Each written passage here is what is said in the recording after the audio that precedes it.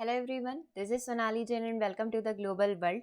सो आज के सेशन में हम लोग यहाँ पर केवीएस प्रीवियस ईयर पेपर के जो क्वेश्चंस है कुछ क्वेश्चंस यहाँ पर कंप्लीट करेंगे ताकि आपकी एक प्रैक्टिस हो जाए और एग्जाम के लिए आप जल्दी से जल्दी जितना अच्छे तरीके से हो सके प्रिपेयर कर पाए। सो आज हमारा सेशन नंबर 1 है। कुछ 15 क्वेश्चन आज के सेशन में हम लोग कंप्लीट करेंगे विथ एक्सप्लेनेशन। आपको ये सारे ही क्वेश्चन यहाँ पर बताए जाएंगे, है ना। तो ट्राई करिएगा, सेशन को एंड तक देखिए, हर एक क्वेश्चन को समझने की कोशिश करें। इसके अलावा यदि कोई डाउट आपको रह जाता है तो वो कमेंट करके ज़रूर से बता दीजिएगा। नेक्स्ट सेशन में हम लोग उसको डिस्कस कर लेंगे। ओके, मैं अपनी साइड से पूरा ट्राई करूंगी कि हर एक क्वेश्चन को मैं आपको पूरा एक्सप्लेन करूं। ओके, क्वेश्चन नंबर 1 आपकी स्क्रीन पर आ चुका है। मारिया मॉन्टेसरी पद्धति में शिक्षा किस माध्यम से दी जाती है? Through which education is given in Maria Montessori method. जो क्वेश्चन हम लोग करेंगे बाइलिंगुअल होगा। कोई भी यदि डाउट रहता है तो ज़रूर से, अगेन मैं बता रही हूँ, आप ज़रूर से बताइएगा, क्योंकि सबसे मेन जो मुद्दा है वह यही रहता है कि आपको कोई भी डाउट नहीं रहना चाहिए। जितना भी टाइम आप यहाँ पर दे रहे हैं, जितने भी क्वेश्चंस आप यहाँ पर कंप्लीट कर रहे हैं, अच्छे से कंप्लीट करिए, कोई भी डाउट नहीं रखना है। ओके, सबसे पहला क्वेश्चन आपसे यही पूछा गया है, बिल्कुल बेसिक सा क्वेश्चन है कि शिक्षा किस माध्यम से आपको दी जाएगी, है ना। मारिया मॉन्टेसरी माध्यम से यदि आप बच्चों को पढ़ाते हैं इस तरीके से, तो गीतों के माध्यम से, खेलों के माध्यम से, उपहार देकर, किस माध्यम से पढ़ाएंगे? डेफिनेटली सारे ही तरीके एप्लीकेबल है ना। सारे ही तरीकों से, मतलब पर्पस क्या है, मारिया मॉन्टेसरी ने बताया क्या है। शिक्षा बच्चों को खेल खेल में दी जानी चाहिए, है ना। बच्चों को खिलाइए, बच्चों को कराइए और उसी के साथ साथ आप उनको एजुकेशन भी प्रोवाइड करवा दीजिए। तो हम लोग ये बोल सकते हैं तीनों ही माध्यम से शिक्षा दे सकते हैं। बेसिकली खेल के माध्यम से बच्चों को शिक्षा देना। ओके, नेक्स्ट क्वेश्चन नंबर 2 को ले लेते हैं। क्वेश्चन नंबर 2 क्या बोल रहा है? निम्नलिखित में से अधिगम का सिद्धांत कौन सा नहीं है? Which of the following is not a theory of learning. देखो, लर्निंग की कई सारी थ्योरीज है, चाहे आप गेस्टाल्टिज्म की बात कर ले, बिहेवियरिज्म की बात कर ले, कॉग्निटिविज्म की बात कर ले, है ना, सोशलिज्म की बात कर ले, है ना। तो ये सारे संज्ञानवाद, है ना, व्यवहारवाद, ये सारी की सारी थ्योरी है, लेकिन एक लर्निंग के बारे में नहीं बताता है। संबंधवाद का सिद्धांत, डॉपलर सूच का सिद्धांत, अनुकूलित अनुक्रिया का सिद्धांत या फिर पुनर्बलन का सिद्धांत।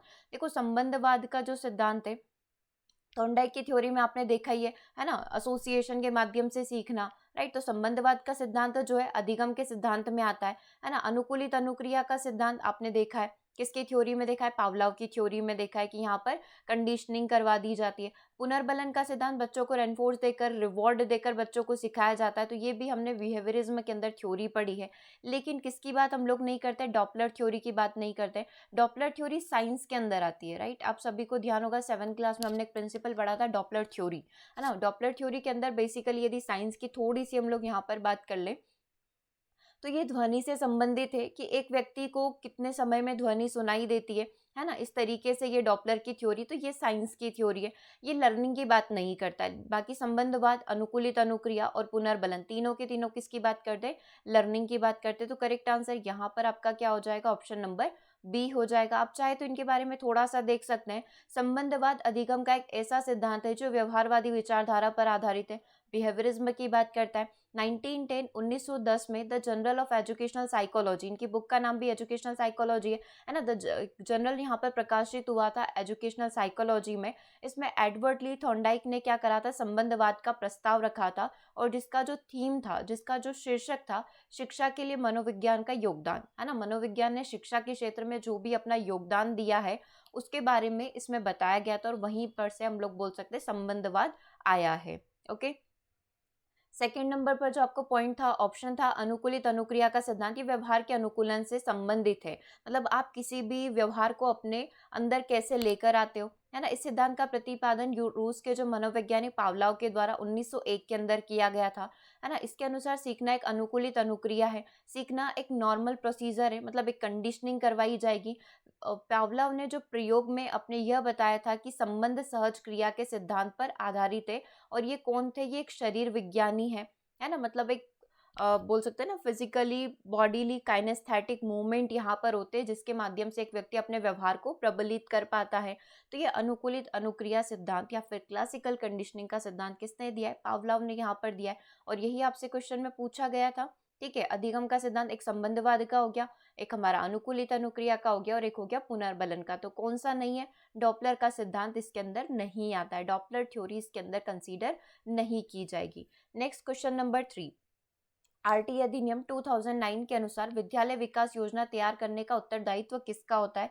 कौन यहाँ पर विद्यालय विकास योजनाएं तैयार करता है? राइट टू एजुकेशन एक्ट 2009 के बारे में हम सभी ने सुना है ना। 2010 में सब जगह आ गया था, सब जगह अप्लाई कर दिया गया था, 2009 में इसको पारित कर दिया गया था संसद से, है ना। तो यही पूछ रहा है कि ये जो है इसका काम किसका है, ये जो उत्तरदायित्व है इसकी रिस्पॉन्सिबिलिटी कौन लेगा, है ना। स्कूल डेवलपमेंट प्लान वगैरह, स्कूल की प्लानिंग करना, मैनेजमेंट करके चलना, इस सब का रिस्पॉन्सिबिलिटी किसकी है? समूह संसाधन व्यक्तित्व की, ग्रुप रिसोर्सेज पर्सन की, विद्यालय प्रबंधन समिति की, स्कूल मैनेजमेंट कमेटी की, खंड संसाधन व्यक्ति की, ब्लॉक रिसोर्स पर्सन की, या विद्यालय का जो मुख्य अध्यापक है, जो हेड मास्टर है, उसकी रिस्पॉन्सिबिलिटी रहेगी। देखो पूरा स्कूल का मैनेजमेंट करना, प्लानिंग करना, है ना, प्रिपेयर करना, ये सारे के सारे काम यहाँ पर कौन करता है? स्कूल मैनेजमेंट कमेटी करती है ना। ये पूरी देखरेख करने का कार्य किसका होगा? स्कूल मैनेजमेंट कमेटी का होगा। ओके, तो ये चीज़ आप थोड़ा सा इसके अंदर ध्यान रखिएगा। ऑप्शन नंबर बी यहाँ पर इसका करेक्ट हो जाएगा। ओके, और इसमें आरटी 2000 एक्ट की यदि 9 एक्ट की यदि बात की जाए तो ये एक संवैधानिक प्रावधान है जिसके अंतर्गत 6 से 14 वर्ष के आयु के बच्चों को कौन सी शिक्षा प्रदान की जाती है? निःशुल्क और अनिवार्य शिक्षा का प्रावधान यहाँ पर किया गया है। निःशुल्क मतलब जिनके पेरेंट्स अफोर्ड नहीं कर सकते उन सभी को निःशुल्क शिक्षा यहाँ पर दी जाएगी, और अनिवार्यता मतलब 6 से 14 साल के बच्चों को कंपलसरी है यहाँ पर शिक्षा प्रोवाइड करवाना। ठीक है, तो ये इसका एक थीम था। आगे बात कर लेते हैं क्वेश्चन नंबर 4 की। गेस्टाल्ट के सिद्धांत का शिक्षा में अनुप्रयोग क्या है? यदि गेस्टाल्टिज्म की यदि हम लोग बात करें, गेस्टाल्ट थ्योरी की यदि बात करें, तो शिक्षा में आप कहाँ पर प्रयोग करोगे? जैसे गेस्टाल्ट की यदि हम लोग बात कर ले तो चिंपांजी जो सुल्तान था उसके ऊपर प्रयोग यहाँ पर किया गया था, है ना। अब ये तो एनिमल वाले प्रयोग हो गए। अब यहाँ पर यदि एजुकेशन की बात करें तो इसमें कहाँ पर हेल्प मिल रही है शिक्षा को? स्थिति का स्पष्ट संगठन होना, clearly organization of the situation, अधिगम स्तर के अनुकूलन परिस्थितियों का निर्माण करना, creation of condition conductive to the level of learning. हम लोग यहाँ पर अपने अकॉर्डिंग क्या कर रहे हैं? परिस्थितियों को निर्मित कर पा रहे हैं। स्वक्रिया के द्वारा खोज को हम लोग यहाँ पर प्रोत्साहित कर पा रहे। इंसेंटिव फॉर सेल्फ डिस्कवरी, है ना, बच्चे यहाँ पर खुद से एक्टिविटी करें अपने आइडियाज़ के थ्रू जो है, या बोल सकते हैं कि आपने बहुत सारी थ्योरीज पढ़ी होगी, फ्लैश बल्ब थ्योरी वगैरह हो गया, है ना, खुद से आइडिया यहाँ पर जनरेट करना। तो क्या ये तीनों की तीनों ही बातें गेस्टाल्टिज्म के अंदर की जाती है? स्पेसिफिक कोई बात की जाती है?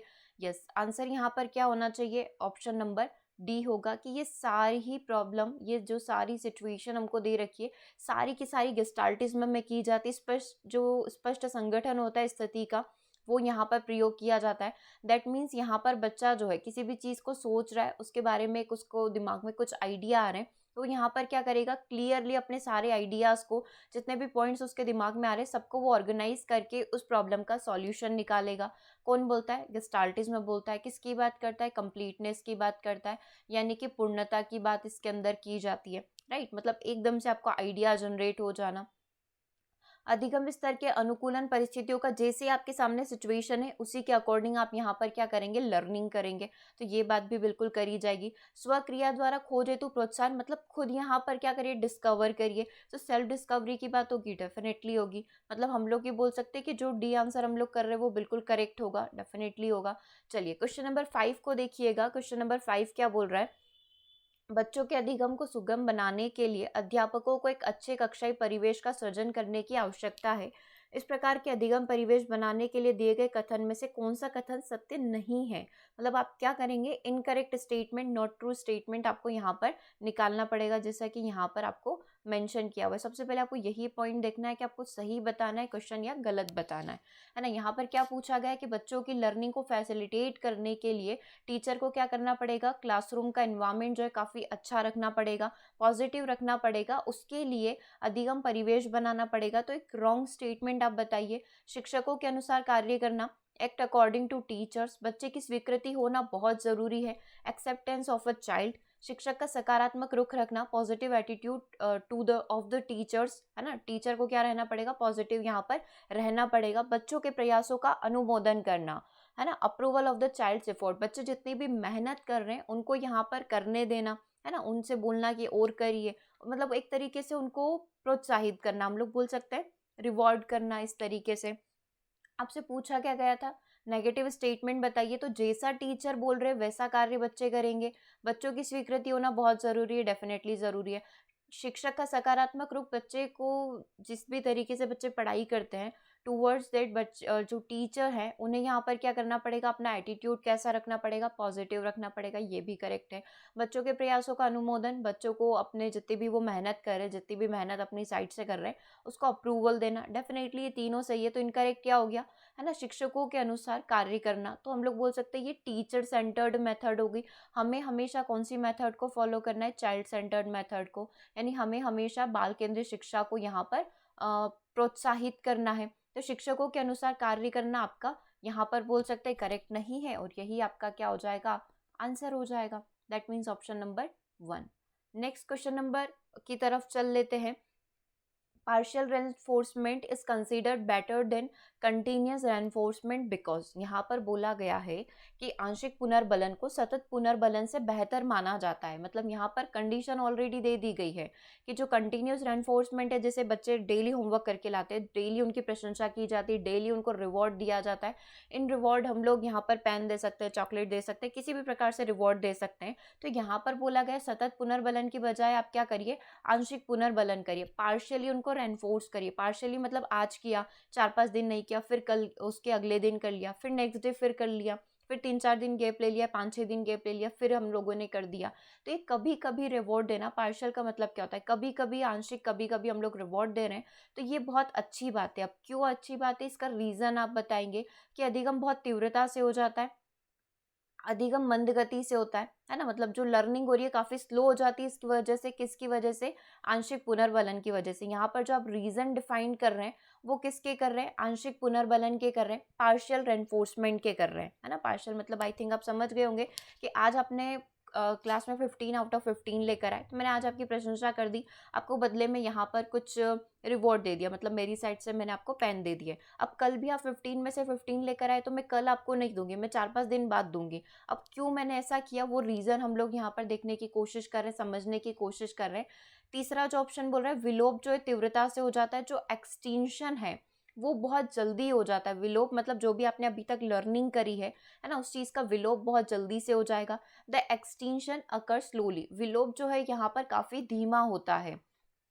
तो क्या रीज़न हम लोग यहाँ पर दे सकते हैं, इसका ऑप्शन नंबर डी दे सकते हैं, है ना। क्योंकि ये देखने से चीज़ें समझ में आ रही है कि विलोप जो होगा मंद गति से होगा, मतलब जो हम लोग एक्सटेंशन यहाँ पर कर रहे हैं वो काफ़ी स्लोली, काफ़ी धीमी गति से होगा। इसीलिए हमें यहाँ पर क्या करना चाहिए, पार्शियल रेनफोर्समेंट देना चाहिए। मतलब टीचर जब हम लोग बन जाएंगे तो हमको ये चीज़ ध्यान रखनी है कि जो पुनर्बलन हम लोग देंगे कंटिन्यूस, डेली टू डेली नहीं देना है। हम लोग इसको क्या कर लीजिए, आंशिक कर लीजिए, कभी दिया कभी नहीं दिया, है ना। इससे एक्सटेंशन जो होगा उसका जो प्रोसेस है वो काफ़ी धीमा यहाँ पर हो जाएगा, काफ़ी मंद गति से वो प्रोसेस यहाँ पर कंप्लीट होगी। ठीक है, चलिए आगे बढ़ जाते हैं। नेक्स्ट क्वेश्चन की हम लोग यहाँ पर बात कर लेते हैं। अगर चाहे तो आप रीज़न यहाँ पर देख सकते हैं। आंशिक पुनर्बलन में कुछ सही अनुक्रियाओं को ही पुनर्बलित किया जाता है और जीव को ये पता नहीं होता है कि कौन सी अनुक्रिया को पुनर्बलित किया जाएगा, मतलब किस प्रोसेस पर उसको रिवॉर्ड मिलेगा। तो बच्चा क्या करेगा, यहाँ पर प्रोसेस जो है या लर्निंग जो है वो करता रहेगा, है ना। इसमें प्रत्याशा जो होगी ज़्यादा रहेगी, मतलब उसकी जो होप रहेगी हमसे वो काफ़ी ज़्यादा रहेगी। ठीक है, ये बोला जा सकता है। चलिए नेक्स्ट क्वेश्चन नंबर 6 को देखिएगा।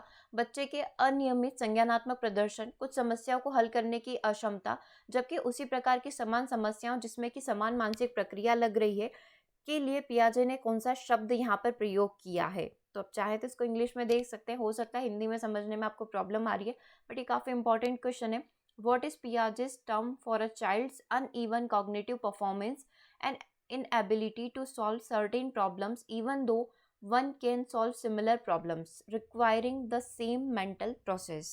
क्या बोलने की कोशिश यहाँ पर की गई है, अगर आप चाहें तो कुछ 1 मिनट यहाँ पर ले सकते हैं और इसको समझने की कोशिश करिए और आंसर करिए, उसके बाद हम लोग इसको समझेंगे। ऑप्शन आपके सामने है कि इनवेरिएंट डेवलपमेंट सीक्वेंस की बात की जा रही है, अपरिवर्तनीय विकासात्मक क्रम की, प्रतिनिधात्मक सूच की बात की गई है, एन और बी एरर की बात की गई है, हॉरिजेंटल डैक्लेज की बात की गई है। देखो आपने पियाजे की 4 स्टेजेस पढ़ी है। सबसे पहली सेंसरी मोटर स्टेज पढ़ी है, दूसरी आपने प्री ऑपरेशनल स्टेज पढ़ी है, थर्ड आपने कंक्रीट ऑपरेशनल स्टेज पढ़ी है और फोर्थ आपने फॉर्मल ऑपरेशनल स्टेज पढ़ी है। हिंदी में यदि बात करें तो संवेदीगामक अवस्था, पूर्व संक्रियात्मक अवस्था, मूर्त संक्रियात्मक अवस्था और औपचारिक संक्रियात्मक अवस्था।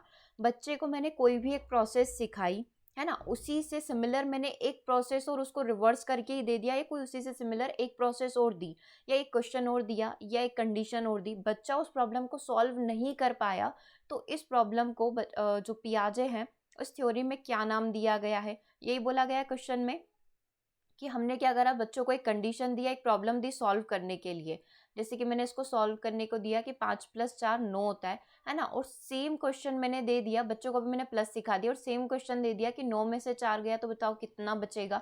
तो बच्चा इसका जस्ट रिवर्स प्रोसेस है, इसको सॉल्व नहीं कर पा रहा है, तो इस प्रॉब्लम को क्या बोला जाएगा, हॉरिजेंटल डेक्लेज का नाम दिया गया है पियाजे की थ्योरी में। क्षैतिज अंधकूप इसको हिंदी में बोला जाता है, क्योंकि बहुत सारे पेपर में क्या होता है, डायरेक्टली हिंदी ट्रांसलेशन आ जाता है ना, तो हिंदी ट्रांसलेशन हॉरिजेंटल डेक्लेज का क्या होगा, क्षैतिज अंधकूप होगा। बाकी इंग्लिश में आप इसका सही नाम देख लीजिएगा, हॉरिजेंटल डेक्लेज इसको बोला जाता है। मतलब एक कंडीशन दी, उसी से सिमिलर मैंने एक प्रोसेस और दी, बच्चा अपना दिमाग नहीं लगा पाया, दैट मीन्स बच्चा कौन सी स्टेज के अंदर होगा, प्री ऑपरेशनल स्टेज के अंदर बच्चा होगा।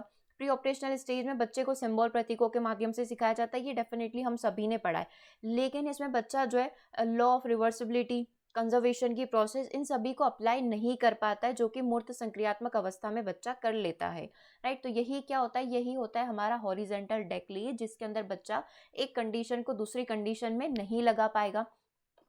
अब आप देख सकते हैं इसी से सिमिलर ना एक प्रोसेस और होती है, ठीक है, उसका नाम क्या होता है, उसका नाम होता है वर्टिकल डेक्लेज, है ना, वर्टिकल डेक्लेज उसको बोला जाता है। दो प्रोसेस होती है, एक हॉरिजेंटल आपके सामने रखी हुई है और दूसरी होती है हमारी वर्टिकल डेक्लेज। अब ये वर्टिकल डेक्लेज करती क्या है, वर्टिकल डेक्लेज के अंदर बच्चा एक प्रोसेस को दूसरी प्रोसेस में एप्लीकेबल कर सकता है, मतलब एक प्रोसेस का लॉजिक या एक कंडीशन का लॉजिक वो दूसरी कंडीशन में लगा सकता है। सेम एग्जांपल यदि करें, मैंने उससे पूछा बताओ 9 में से 4 कितना होगा, बच्चा बता देगा 5 होगा, क्योंकि अभी आपने क्या करा था, इसको इधर रखा हुआ था, 4 को इधर रखा हुआ था, ऐसे मान लो 5+4 कितना होता है 9, तो हमने क्या कर दिया, इसको इधर लेकर आ गए, मतलब बच्चे को इक्वेशन के उधर ले जाने पर साइन चेंज हो जाते हैं, ये सारी प्रोसेस समझ आती है, तभी वो इसको कर पाया होगा। तो वर्टिकल डेक्लेज के अंदर क्या होता है, बच्चा एक प्रोसेस को दूसरी प्रोसेस में एप्लीकेबल कर सकता है, अप्लाई कर सकता है, ठीक है। तो हॉरिजेंटल में नहीं कर सकता है, लेकिन वर्टिकल में क्या कर पाएगा, बच्चा कर पाएगा, ठीक है। ऊर्ध्वाधर अंधकूप जिसको हम लोग हिंदी में बोलेंगे वर्टिकल डेक्लेज को, ठीक है। अभी बोला था नहीं कर पा रहा है, हमारा आंसर क्या हो जाएगा, ऑप्शन नंबर डी हो जाएगा, ठीक है। प्रोसेस क्लियर है। बेसिकली इस क्वेश्चन को बताने का पर्पस यही था कि आपके दो जो पॉइंट है, क्षैतिज अंधकूप और ऊर्ध्वाधर अंधकूप, यानी हॉरिजेंटल एंड वर्टिकल डेक्लेज, ये आपके क्लियर हो पाए, ठीक है। यहाँ तक क्लियर है। बहुत सारी बार क्या होता है, ये तो अभी मैंने आपको बताया कि प्री ऑपरेशनल स्टेज में भी बच्चा इसको क्लियर नहीं कर पा रहा है। बहुत सारी बार जब वो कंक्रीट ऑपरेशनल स्टेज के अंदर, हिंदी में बोले तो मूर्त संक्रियात्मक अवस्था के अंदर आ जाता है, तब भी इस प्रोसेस को अच्छे से कंप्लीट नहीं कर पाता है, क्योंकि धीमे धीमे ही उसकी प्रोसेस यहाँ पर स्टार्ट होती है, समझने की उसकी जो अंडरस्टैंडिंग है वो धीरे धीरे स्टार्ट होती है, ठीक है। आप चाहें तो इसका एक्सप्लेनेशन देख सकते हैं। क्षैतिज अंधकूप पियाजे के सिद्धांत का ही संप्रत्यय, जिसमें बच्चा एक तरफ की संज्ञानात्मक क्रियाएं कर पाता है, लेकिन उसी से मिलती जुलती क्रियाओं को बच्चा यहाँ पर नहीं कर पाएगा, ठीक है। चलिए आगे बात करते हैं। क्वेश्चन नंबर 7 की बात हम लोग यहाँ पर कर लेते हैं। एक व्यक्ति को पहले छोटे अनुरोध पर सहमत करने के द्वारा अनुपालन बढ़ाता है, इस तकनीक को क्या कहा जाता है। ये बहुत ही फेमस क्वेश्चन है गेस्टाल्टिज्म का। Person who tries to increase complaints by inducing an individual to agree first to similar process, है ना, similar process इसको बोलेंगे, similar request is using the teaching knownness। बच्चा यहाँ पर क्या कर रहा है, आप देख लीजिए, एक व्यक्ति जो छोटे पहले अनुरोध पर सहमत करने के द्वारा अनुपालन बढ़ाता है। अब मैं आपको इसको अपनी लैंग्वेज में यदि समझाऊं तो इसको हम लोग ऐसे बोल सकते हैं कि मेरे पेरेंट्स हैं, है ना, मैंने उनको क्या करा, मुझे कहीं बाहर जाना था, है ना, तो मैंने उनको यहाँ पर कुछ मनाने की कोशिश करी। मान लो मुझे कहीं बाहर आउट ऑफ द इंडिया जाना है, तो मैंने उनको धीरे धीरे यहाँ पर मनाने की कोशिश करी। तो पहले मनाया कि हाँ मुझे बाहर जाना है, मुझे ये वाली चीज़ करनी है, तो मैंने अपने आसपास के एरिया में जाने के लिए उनको कन्विंस कर लिया कि मैं यहाँ पर जाना चाहती हूँ, आप मुझे अग्री कर दीजिए, मुझे जाने दीजिए, ठीक है। अब ये धीरे धीरे आदत हुई, है ना, उनको समझ आ गया कि हाँ इसको बाहर जाना है। धीरे धीरे मैंने उनको आउट ऑफ इंडिया जाने के लिए भी मना लिया। तो मैंने यहाँ पर अपनी एक टेक्निक लगाई है। हम लोग बोलते हैं ना कि घर के बाहर जाना है तो पहले छोटी छोटी चीज़ों के लिए मनाइए, फिर एकदम से डायरेक्टली वो पॉइंट मत रखिए, है ना, ताकि सामने वाले को शॉक दे लग जाए। तो हम लोग यहाँ पर क्या कर रहे हैं, पहले छोटी चीज़ों के लिए कन्विंस करेंगे, फिर हम लोग उनको बड़ी बड़ी चीज़ों के लिए ईजीली कन्विंस कर सकते हैं। डायरेक्टली एकदम से उनको बड़ा शॉक नहीं दे देना है ना। तो ये चीज़ क्या कहलाती, foot in the door, door in the food technique, low ball technique, elaboration विस्तारण तकनीक। अब आप देख लीजिए, अगर आप इसको अपनी लैंग्वेज में समझने की कोशिश करें तो आई थिंक आपको ऐसे समझ में आ गया होगा कि किसी भी चीज़ का डायरेक्टली आपको बोलते हैं ना कि शॉक नहीं दे देना है सामने वाले को, पहले छोटी छोटी चीज़ों के लिए कन्विंस करो, फिर जिस चीज़ के लिए एक्चुअल आप कन्विंस करना चाहते हैं उसके लिए कन्विंस करिए। तो इसको क्या नाम दिया गया है?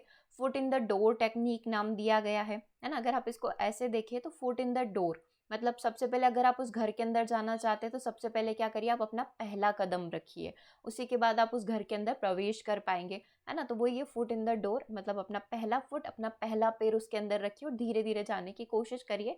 ये जस्ट नाम ऐसे ही दिया गया है, इसको कोई एक्चुअल मीनिंग नहीं है इसका, जो मैं आपको बता रही हूँ डोर वाला, है ना, कि पहला पैर रखने वाला। बस जस्ट याद रखने के लिए आप इसको ऐसे भी याद रख सकते हैं कि छोटे छोटे कदम बढ़ाइए, तभी आप अपने टारगेट को अचीव कर सकते हैं। ठीक है, तो ऑप्शन नंबर 1 यहाँ पर करेक्ट हो जाएगा। चलिए आगे बात करते हैं, नेक्स्ट क्वेश्चन नंबर 8 को देख लेंगे। नेक्स्ट क्वेश्चन नंबर 8 क्या बोल रहा है? संपूर्ण शिक्षण व्यवस्था में सुधार लाने के लिए कौन सी चीज़ें आवश्यक होती है? यदि आप चाहते हैं कि जो पूरा हमारी इंटायर एजुकेशन सिस्टम है इसको यहाँ पर इम्प्रूव किया जाए, इसमें सुधार किया जाए, तो कुछ तरीके होंगे जिसके माध्यम से किया जा सकता होगा। तो कौन से तरीकों को यहाँ पर अपनाया जाना चाहिए?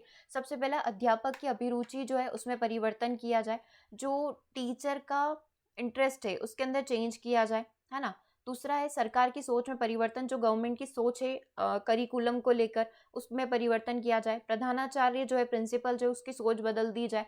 पाठ्यक्रम में करिकुलम जो कोर्स वगैरह है उसके अंदर परिवर्तन किया जाए। तो हम लोग यदि चाह रहे हैं कि संपूर्ण शिक्षा व्यवस्था यहाँ पर सुधरे तो हमें सबसे ज़्यादा ज़रूरी क्या है कि हमारा जो करिकुलम है उसके अंदर जो भी कमियां हैं, है ना, जैसा कि एनईपी 2020 में मेंशन किया गया था, वो सारी कमियों को यहाँ पर दूर किया जाए। तो सबसे ज़्यादा ज़रूरी क्या है कि करिकुलम जो है, कोर्स वगैरह जो उसकी डिज़ाइनिंग को चेंज किया जाए। ठीक है, चलिए नेक्स्ट क्वेश्चन नंबर 9 एंड 10 आपकी स्क्रीन पर आएगा, जो कि आपका एरिक एरिक्सन से कनेक्टेड होगा। एरिक एरिक्सन ने जो 8 स्टेजेस बताई है हमारी लाइफ की, है ना, पूरा लाइफ साइकिल जो हमारा इन 8 स्टेजेस में चलता है, उसी से related back to back 2 question हम लोग यहाँ पर कंप्लीट करेंगे। एरिक एरिक्सन के मनोसामाजिक विकास के सिद्धांत में उद्योग बनाम हीनता का जो चरण होता है किस वर्ष के दौरान आया है?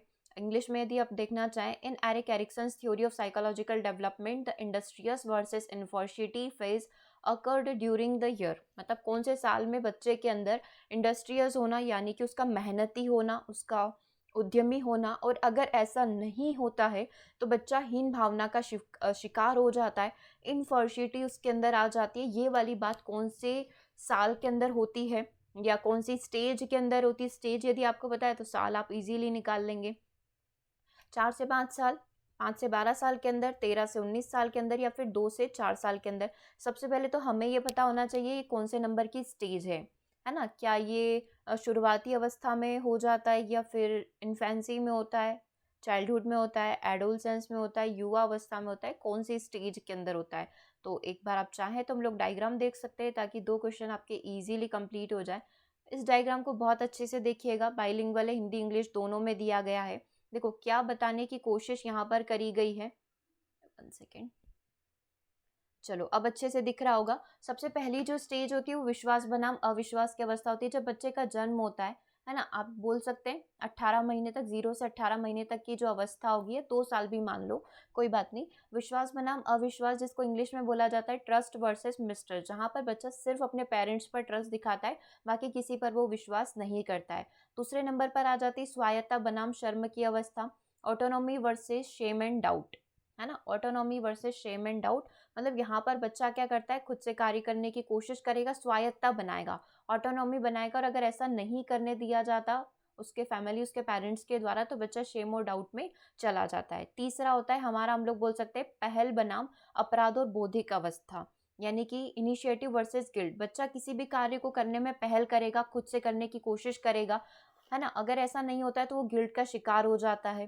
ठीक है, मतलब उसके अंदर वो गिल्ट आ जाता है कि मैं कुछ भी नहीं कर सकता, है ना, वो वाली चीज़। 4th नंबर की जो स्टेज होती है, जो हम लोग चाइल्डहुड बोल सकते हैं इसको, 6 से 12 साल वाली, जब बच्चा स्कूल जाता है। परिश्रमी उद्यमी बनाम हीन भावना, है ना, इंडस्ट्रियस वर्सेस इन्फर्सिटी बोला जा सकता है। बच्चा यहाँ पर मेहनती होता है, स्कूल में अपनी पहचान बनाने की कोशिश करता है स्कूल में, है ना, bye there records, bye their performance, है ना, एकेडमिक रिकॉर्ड्स वगैरह के थ्रू, या फिर किसी स्पोर्ट्स में अच्छा होने के माध्यम से, है ना, मेहनत करेगा और अगर उसको उस समय प्रशंसित नहीं किया गया, उस समय उसकी तारीफ नहीं की गई, तो वो हीन भावना का यहाँ पर शिकार हो जाता है। तो यही क्वेश्चन में आपसे पूछा गया था कि कहाँ पर इंडस्ट्रियस वर्सेस इन्फर्टिलिटी की बात की जाती है, तो हम लोग बोल सकते हैं चाइल्डहुड स्टेज के अंदर की जाती है। ये सारी की सारी प्री चाइल्डहुड वाली बात, और ये हम लोग बोल सकते हैं इन्फेंसी वाली बात है। चाइल्डहुड यहाँ से स्टार्ट होगा जब बच्चा स्कूल जाएगा, तो यहाँ पर हम लोग बोल सकते हैं उद्यमी, परिश्रमी उद्यमी बनाम हीन भावना की बात की जा रही है। और ये कहाँ पर हो रही है?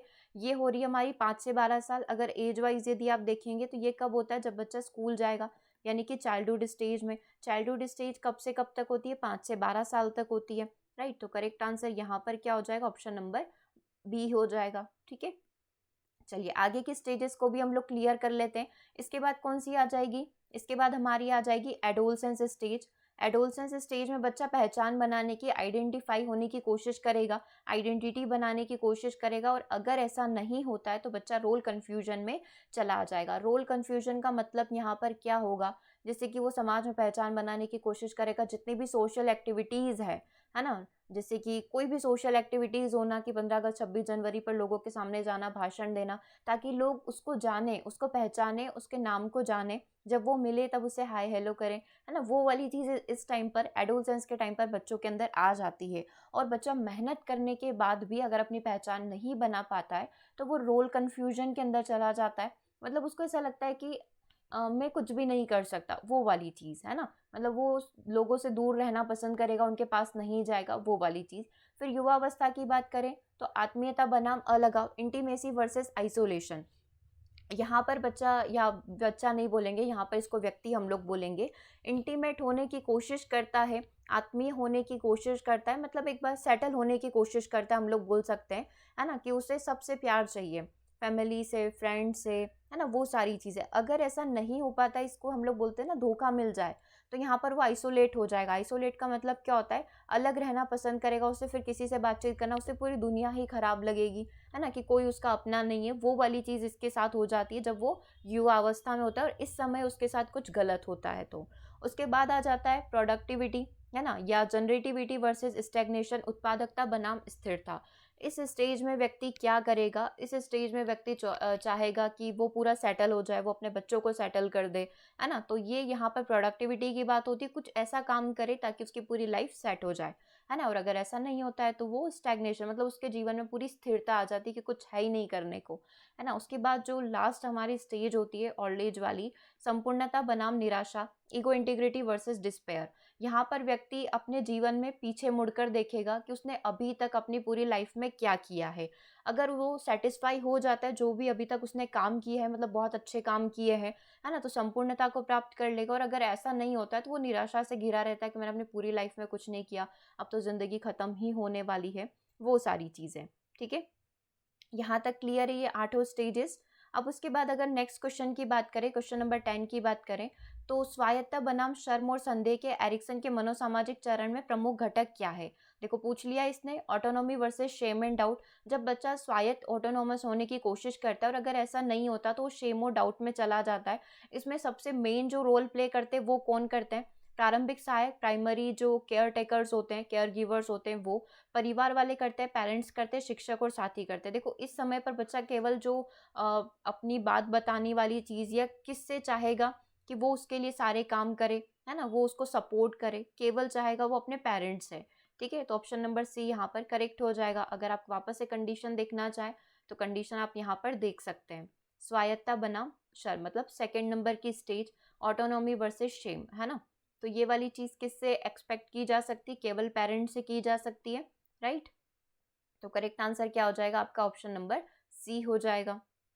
चलिए आगे बात करते हैं, नेक्स्ट क्वेश्चन नंबर 11 की बात करेंगे।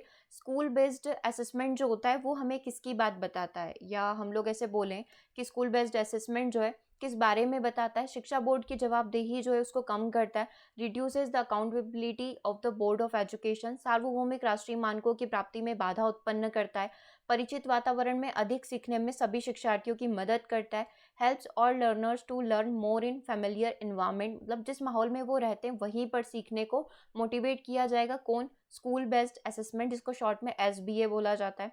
शिक्षार्थियों और शिक्षकों को अगंभीर और लापरवाह बनाता है, makes the learners and teacher serious and careless. तो देखो, अगर स्कूल में ही असेसमेंट किया जा रहा है, बाहर से किसी को नहीं बुलाया जा रहा है कि बच्चों का मूल्यांकन करिए, बच्चों की एग्जाम लीजिए, स्कूल वाले ही कर रहे हैं, तो बच्चों को यहाँ पर एक प्रकार का जो फियर होता है ना, ये फोबिया जो हो जाता है, उस फोबिया को, उस फियर को कम करने की कोशिश करता है, क्योंकि फैमिलियर इन्वायरमेंट है, वहीं पर बच्चे ने पढ़ाई करी और वहीं पर एग्जाम हो रहा है, वहीं पर असेसमेंट हो रहा है, तो बच्चे को लर्निंग करने में आसानी होगी। किसी भी प्रकार का आउटर फियर जो होता है वो बच्चे के अंदर नहीं होगा।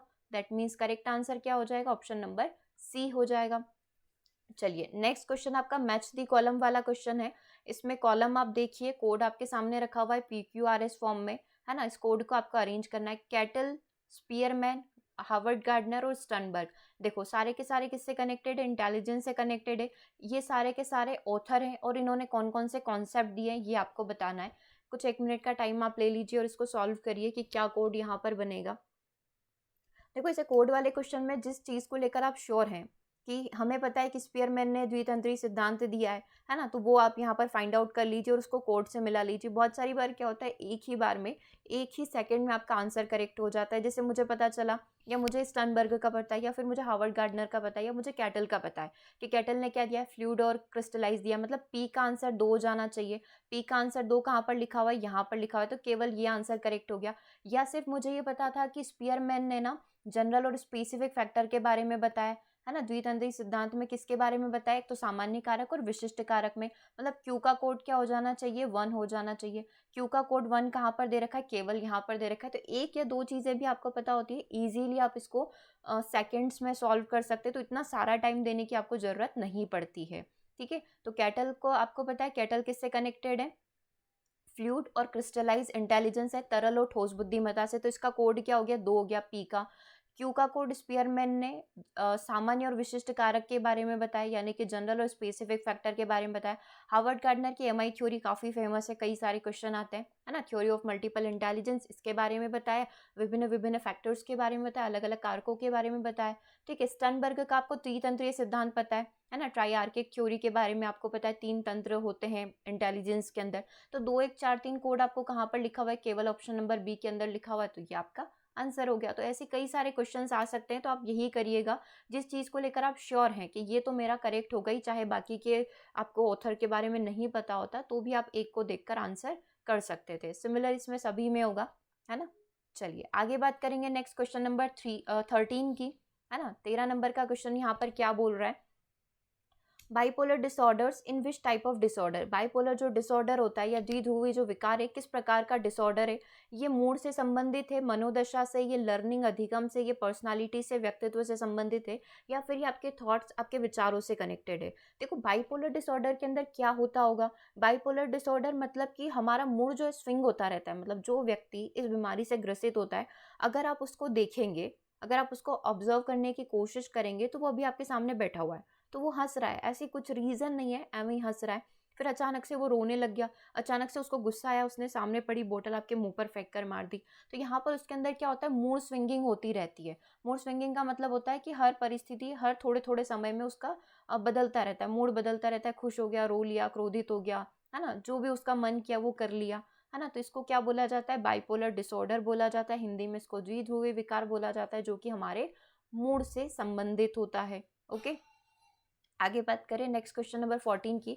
गतिक कौशल में अधिगम निर्योग्यता क्या कहलाती है? Learning and motor skills is called disability. गतिक कौशल में अधिगम निर्योग्यता को क्या बोला जाता है? मतलब गतिक कौशल यानी कि फिजिकल मूवमेंट में यदि कोई डिसेबिलिटी आपके अंदर आ रही है ना, तो ये कौन सी डिसेबिलिटी है? नाम आपको बताना है। डिस्प्रैक्सिया, डिसकैल्कुलिया, डिसलेक्सिया, डिस्फेजिया है।